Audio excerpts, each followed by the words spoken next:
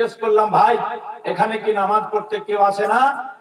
তো নিজের ভাষাতে কইছে, হুজুর কি কহমো, গ্রামের লোক আমাক কহছে যে তো আমরা বেতনও দিমু ফের নামাজও পড়মু।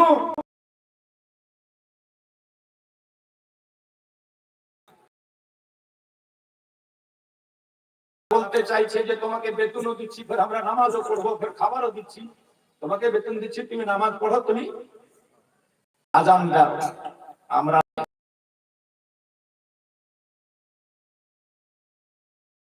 মসজিদে ইমাম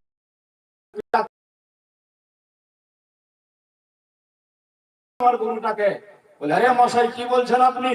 মসজিদ খোদার ঘর, ইবাদতের জায়গা, এটা গরু নাকি? তো লোকটা রেগে বলছে, মৌলানা সাহেব গরুটার বুদ্ধি দেখেছিলেন?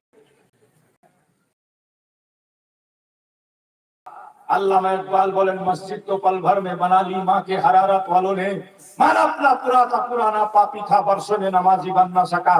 आज हमरा अली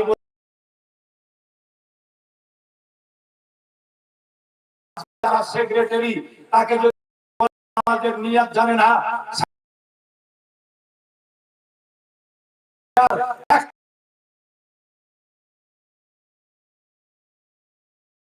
সময় নাই অতগুলা কথা বলার। সহকারে আমার সরকারের মুখ থেকে কিছু হাদিস কোরআনের বাণী, দ্বীন ইসলামের কথা যদি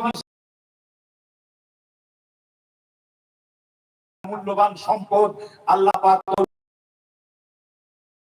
তারা ধৈর্য সহকারে হুজুরের কথাগুলো ধ্যান দিয়ে শুনে তার উপরে আমল করার চেষ্টা করে। হুজুর নওশের ভাইয়ের বাড়িতেও বললেন, নদী কাছে গেছে, নামাজ পড়ো, নামাজ, মসজিদকে আবাদ করো, খোদাকে ইয়াদ করো, আল্লাহর ভয় করো, নদী দূরে চলে যাবে। বানালে হবে না। মসজিদ যদি ফুসেরও থাকে আল্লাহ রাজি হবে।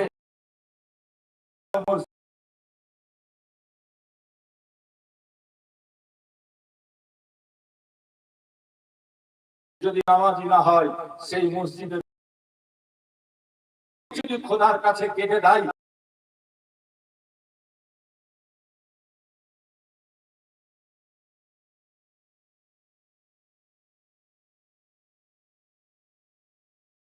গ্রামে খুব কদিন থেকে মেয়ে ছেলের কান্নার আওয়াজ রাত্রিবেলা উঠে, ভয়ঙ্কর কান্না, গোটা গ্রাম শুনতে পারি না, লাঠি নিয়ে হাসুয়া ফারসা নিয়ে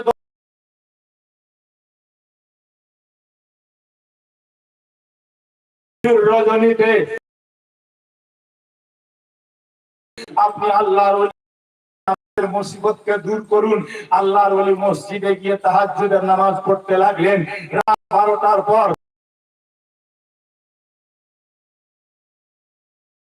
হে বায়াজিদ বুস্তামি, আজকে 40 দিন ধরে আমি আল্লাহর দরবারে কান্না করছি, কারণ গ্রামের লোক আমাকে তৈরি করেছে, নামাজ কেউ পড়ে না। আমার আল্লাহ আজকে সিদ্ধান্ত নিয়েছিল, এই